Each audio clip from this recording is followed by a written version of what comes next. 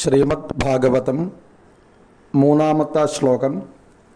നിഗമകൽപ്പതരോർഗളിതം ഫലം ശുകമുഖാദമൃതദ്രവസംയുതം പിബത ഭാഗവതം രസമാലയം മുഹുരഹോ രസികാ ഭുവി ഭാവുകാ.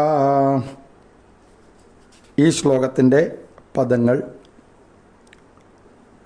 നിഗമകൽപ്പതരോഹോ ഗളിതം ഫലം ശുകമുഖാത് അമൃതദ്രവസംയുതം പിബത ഭാഗവതം രസം ആലയം മുഹു രസികാഃ ഭുവി ഭാവുകാഃ. ഈ ശ്ലോകത്തിൻ്റെ അന്വയം: രസികാഃ ഭാവുകാഃ നിഗമകൽപ്പതരോഃ ഭുവി ഗളിതം ഫലം ശുകമുഖാത് അമൃതദ്രവസംയുതം രസം ഭാഗവതം മുഹു ആലയം പിബത.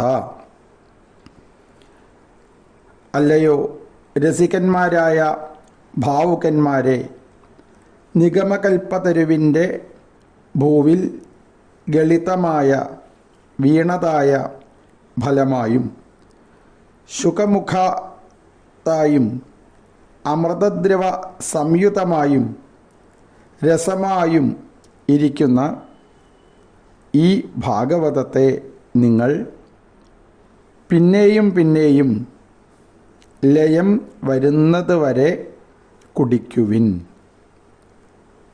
രസികന്മാർ, രസത്തെ നന്നായി അറിയുന്ന ആളെയാണ് രസികന്മാർ എന്ന് പറയും. രസോ വൈ ബ്രഹ്മ. രസം എന്ന് പറഞ്ഞു കഴിഞ്ഞാൽ ബ്രഹ്മം എന്നാണ് അർത്ഥം. ഭാവുകന്മാർ, വിദ്വാൻമാർ അഥവാ ആര്യ ഈ വിദ്വാൻമാർ എന്ന് പറയുക? സത്തിനെയും അസത്തിനെയും വേർതിരിച്ച് അറിയുന്ന, ഭാവന ചെയ്യുന്ന ആളെ, ചിന്തിക്കുന്ന ആളെയാണ് വിദ്വാൻമാർ എന്ന് പറയാം. വിവേകം ഉള്ളതായിരിക്കുന്ന ആളുകൾ, വിദ്വാൻമാരായ ആളുകൾ. സത്ത് എന്ന് പറഞ്ഞു കഴിഞ്ഞാൽ എന്നും നിലനിൽക്കുന്നത്.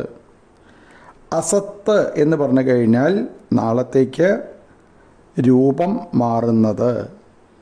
നാളെ ഈ ലോകത്ത് നിലനിന്നോളണമെന്നില്ല. അതിനാണ് അസത്ത് എന്ന് പറയുക. അല്ലെങ്കിൽ സത്ത് അല്ലാത്തതിനെ അസത്ത് എന്ന് പറയുന്നു. ഇതിനെ രണ്ടിനെയും വേർതിരിച്ച് അറിയാൻ കഴിവുള്ള ആളുകളെയാണ് വിദ്വാൻമാർ എന്ന് പറയും. നിഗമകൽപ്പതരു. നിഗമം എന്ന് പറഞ്ഞു കഴിഞ്ഞാൽ വേദം. വേദമാകുന്ന കൽപ്പവൃക്ഷം. തരു എന്ന് പറഞ്ഞാൽ വൃക്ഷം. വേദമാകുന്ന കൽപ്പവൃക്ഷം. ഭുവി എന്ന് പറഞ്ഞു കഴിഞ്ഞാൽ ഭൂമി എന്നർത്ഥം. നമ്മളിപ്പോൾ താമസിക്കുന്നതായ ഈ സ്ഥലത്തിനാണ് ഭൂമി, ഭുവി എന്ന് പറയുന്നത്. ഗളിതം. ഗളിതം എന്ന് പറഞ്ഞു കഴിഞ്ഞാൽ വീണത്. ശുകമുഖാത്ത്. ശുകമുനിയുടെ മുഖത്താൽ അദിക്കപ്പെട്ടത് എന്ന് ഒരർത്ഥം. അദിക്കുക എന്ന് പറഞ്ഞു കഴിഞ്ഞാൽ കഴിക്കുക എന്നർത്ഥം. എന്ന് പറഞ്ഞാൽ ശ്രീശുക ബ്രഹ്മർഷിയുടെ മുഖത്തിൽ നിന്നും വന്നത്. ഇപ്പോൾ സാധാരണ ശുകം എന്ന് പറഞ്ഞു കഴിഞ്ഞാൽ തത്ത എന്നർത്ഥം. തത്ത കൊത്തിയത്. അത് എന്ന് പറഞ്ഞു കഴിഞ്ഞാൽ അത്തി എന്നാണ് അർത്ഥം. കഴിക്കുക എന്നർത്ഥം. ഇനി അതല്ലെങ്കിൽ ശുകമുഖാത്, അല്ലെ, ശുക മഹർഷി തുടങ്ങിയതായ മുനിമാരാൽ ആസ്വദിക്കപ്പെട്ടത്. ഇപ്പോൾ ശ്രീശുക ബ്രഹ്മർഷി തുടങ്ങിയതായിരിക്കുന്ന അനവധി മഹർഷീശ്വരന്മാർ സ്വീകരിച്ചതാണ് ഈ ശ്രീമദ് ഭാഗവതം. അവരെല്ലാവരും നന്നായിട്ട് ആസ്വദിച്ചതാണ് ഈ ശ്രീമദ് ഭാഗവതം. അമൃതദ്രവ സംയുതം. അമൃതദ്രവത്തോട് അമൃതദ്രവം എന്ന് പറഞ്ഞു കഴിഞ്ഞാൽ നവനീതത്തോടു കൂടിയത്, ഇപ്പം നവനീതം എന്ന് പറഞ്ഞു കഴിഞ്ഞാൽ വെണ്ണ, പുതിയതായിരിക്കുന്ന വെണ്ണയ്ക്കാണ് നവനീതം എന്ന് പറയുക. കയ്യിൽ ധരിച്ച വെണ്ണയോട് കൂടിയത്, അപ്പോൾ വെണ്ണ കയ്യിൽ പിടിച്ചതായ ആൾ എന്നർത്ഥം. അമൃതത്തോടു കൂടെ വെണ്ണയും കയ്യിലെടുത്ത് ദ്രവത്തോട് കൂടിയത് ഓടുന്നത് എന്നർത്ഥം. ഇപ്പം കയ്യിൽ വെണ്ണ എങ്ങനെ വെച്ച് കഴിഞ്ഞാൽ ആ വെണ്ണ കയ്യിൽ നിന്ന് താഴത്തേക്ക് എങ്ങനെ വീഴും, അല്ലെങ്കിൽ വെണ്ണ കയ്യിൽ പിടിച്ച് ഓടുന്നത്.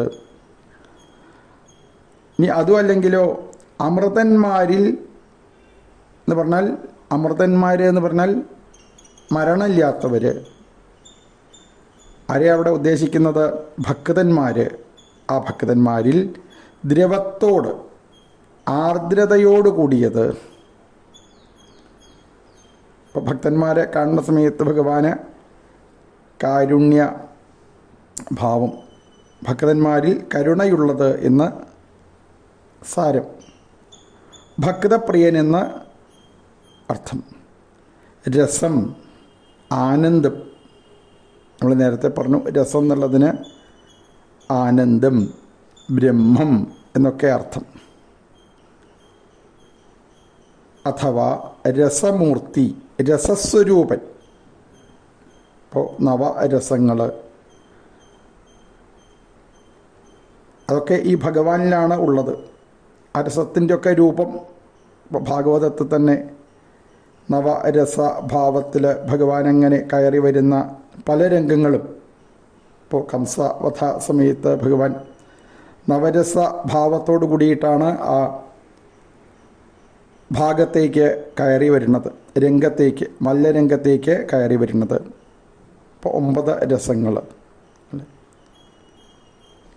ശൃംഗാരം, വീരം, രൗദ്രം, ഹാസ്യം, ദയ, ഭയാനകം, ബീഭത്സം, ശാന്തം, ഇനി പ്രേമം, ഭക്തി. ഇപ്പം ഇതൊക്കെ രസങ്ങൾ തന്നെയാണ്. ഈ രസമൊക്കെ രൂപം എടുത്തതായിരിക്കുന്ന ആളാണ് സാക്ഷാൽ ഭഗവാൻ. ഭാഗവതം ഭഗവാന്റെ സ്വരൂപം. ലയം, ലയം എന്ന് പറഞ്ഞു കഴിഞ്ഞാൽ മോക്ഷം എന്നർത്ഥം. പാനം ചെയ്യുക എന്ന് പറഞ്ഞാൽ കുടിക്കുക, ആസ്വദിക്കുക എന്ന സാരം. അപ്പോൾ ഇവിടെ ഈ ഭാഗവതത്തിനെ കുടിക്കണം എന്നാണ് പറയുന്നത്. അപ്പം എന്തിനെ കുടിക്കാൻ പറ്റുള്ളൂ? ദ്രവമായത്, വെള്ള രീതിയിൽ. ഇപ്പം ജലേ കുടിക്കാൻ പറ്റുള്ളൂ അല്ലേ? അപ്പോൾ അത് ആർക്കും കുടിക്കാം. ആഹാരപദാർത്ഥങ്ങൾ പല രീതിയിലാണ് എന്ന് പറയും. ഒന്ന് ഖാദ്യം. ഖാദ്യം എന്ന് പറഞ്ഞു കഴിഞ്ഞാൽ പല്ല് കൊണ്ട് കടിച്ച് കഴിക്കുന്ന ആഹാരത്തിനാണ് ഖാദ്യം എന്ന് പറയുക. അത് പല്ലുള്ള ആൾക്കേ കഴിക്കാൻ പറ്റുള്ളൂ. ലേഹ്യം, ലേഹ്യം അത് നാവ് കൊണ്ട് തൊട്ട് കഴിക്കുന്ന ആഹാരപദാർത്ഥമാണ് ലേഹ്യം. നാവുള്ള ആൾക്കേ കഴിക്കാൻ പറ്റുള്ളൂ. എന്നാൽ ഈ വെള്ളം എല്ലാവർക്കും കുടിക്കാം. പല്ലുണ്ടെങ്കിലും ആവാം, പല്ലില്ലെങ്കിലും ആവാം, നാവുണ്ടെങ്കിലും നാവില്ലെങ്കിലും ഒക്കെ ഈ വെള്ളത്തിനെ നമുക്ക് ഉള്ളിലേക്ക് ആക്കാൻ സാധിക്കും. അപ്പോൾ ഈ ശ്രീമദ് ഭാഗവതം ആഹാരത്തിൽ ഉത്തമമായിരിക്കുന്ന ഒരു ആഹാരം. അങ്ങനെയുള്ള ഈ ഭാഗവതത്തെ കുടിക്കൂ.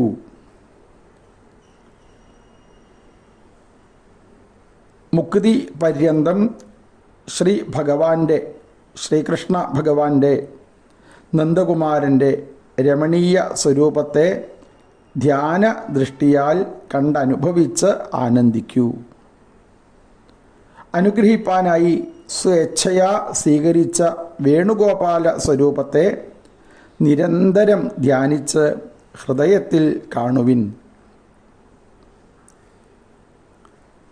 ആ സ്വരൂപം എവിടെയാണ് ആദ്യം വിഹരിച്ചത്? ഇപ്പോൾ വൃന്ദാവനം. വൃന്ദാവനത്തിലാണ് ഭഗവാന്റെ പലതരത്തിലുള്ള ലീലകളൊക്കെ ഉണ്ടായത്. അതുകൊണ്ടാണ് ഇവിടെ ഭുവി ഭാവുകാഹ, അവിടെ ഭുവി എന്നുള്ളതിന് വൃന്ദാവനം എന്നുകൂടി ഒരു അർത്ഥം പറയാനുള്ള കാരണം. ഈ ഭഗവാന്റെ സ്വരൂപം കേവലം ഒരു മനുഷ്യരൂപമാണ് എന്ന് ആരും കരുതണ്ട.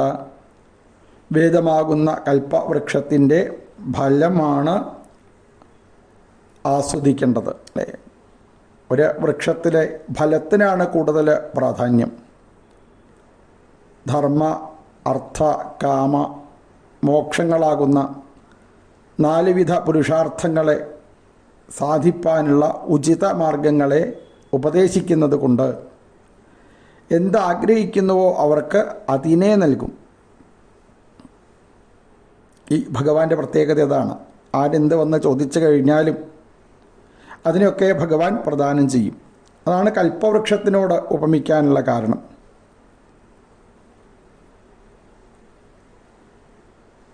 ഇവിടെ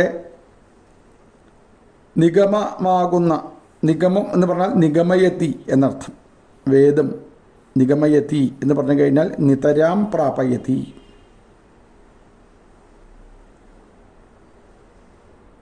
എന്തും ലഭിക്കുന്നതാണ് ഈ ശ്രീമദ് ഭാഗവതം. അങ്ങനെയുള്ള ആ മഹാഭാഗവതത്തെ വളരെ ദുർലഭമായിട്ടേ ഈ ഭാഗവതത്തിന് മുന്നിലേക്ക് ഒരാൾക്ക് എത്തിച്ചേരാൻ സാധിക്കുള്ളൂ. നിങ്ങൾക്കൊക്കെ ഈ ഭാഗവതത്തിന് മുന്നിലേക്ക് എത്തിച്ചേരാനായിട്ട് ഇതാ സാധിച്ചു. അതുകൊണ്ട് ഈ ശ്രീമദ് ഭാഗവതത്തെ പിന്നെയും പിന്നെയും ആസ്വദിക്കുവാൻ വേണ്ടി ശ്രമിക്കൂ, കുടിക്കാൻ വേണ്ടിയിട്ട് ഇതാ ശ്രമിക്കൂ. നിഗമകൽപ്പതരോർഗളിതം ഫലം ശുഖമുഖാദമൃതദ്രവ സംയുതം പിബത ഭാഗവതം രസം ആലയം മുഹുരഹോ രസിക ഭുവി ഭാവുകാഹ. ഇവിടെ ആലയം എന്ന് പറഞ്ഞാൽ ലയിക്കുന്നത് വരെ, ഭഗവാനാവുന്നത് വരെ ഈ ശ്രീമദ് ഭാഗവതത്തെ നമ്മൾ ഉപാസിക്കുകയാണ് ഇതാ വേണ്ടത്. ഇവിടെ സാധ്യവും സാധനയും ഒന്ന് തന്നെയാണ്. ഇപ്പം എന്താണ് സാധ്യം? അത് ലക്ഷ്യം ഭഗവാനാണ്. സാധ്യം ഭഗവാനാണ്. സാധനയും ഭഗവാൻ തന്നെയാണ്. ഈ ശ്രീമദ് ഭാഗവതം ആകുന്ന സാധന. അപ്പോൾ ഭാഗവതം ഒരു അധ്യായം നമ്മൾ പാരായണം ചെയ്യുന്നതോടുകൂടി ഈ ലോകത്തിൽ നിന്ന് വരുന്ന ദുഃഖങ്ങളൊക്കെ ഇല്ലാതായി നമ്മൾ മോക്ഷത്തിലേക്കാണ്, ഭഗവാനിലേക്കാണ് എത്തിച്ചേരുന്നത്. അപ്പോൾ ഇവിടെ ഈ ഭാഗവതം ഒരിക്കലും ഉപേക്ഷിക്കല്ല വേണ്ടത്. അതിനെ ഭഗവാനാവുന്നത് വരെ ഈ ശ്രീമദ് ഭാഗവതത്തെ സ്വീകരിക്കൂ, ഭാഗവതത്തെ ഉപാസിക്കൂ. എന്ന് പറഞ്ഞാൽ ഭാഗവതമാണ് പഠിക്കേണ്ടത്. ഭാഗവതം നന്നായിട്ട് പഠിക്കണം. മനുഷ്യ രൂപം കിട്ടിക്കഴിഞ്ഞാൽ അവർ നല്ലതിനെയും ചീത്തതിനെയൊക്കെ വേർതിരിച്ച് അറിഞ്ഞ്, അതായത് വിദ്വാൻമാരായിരിക്കുന്ന ആളുകളായിട്ട് മാറി ഈ ശ്രീമദ് ഭാഗവതത്തെ തന്നെ നന്നായിട്ട് ഉപാസിക്കാൻ വേണ്ടി ശ്രമിക്കൂ എന്ന് സാരം. ശ്രീഹരേ നമ, ശ്രീഹരേ നമ, ശ്രീഹരേ നമ.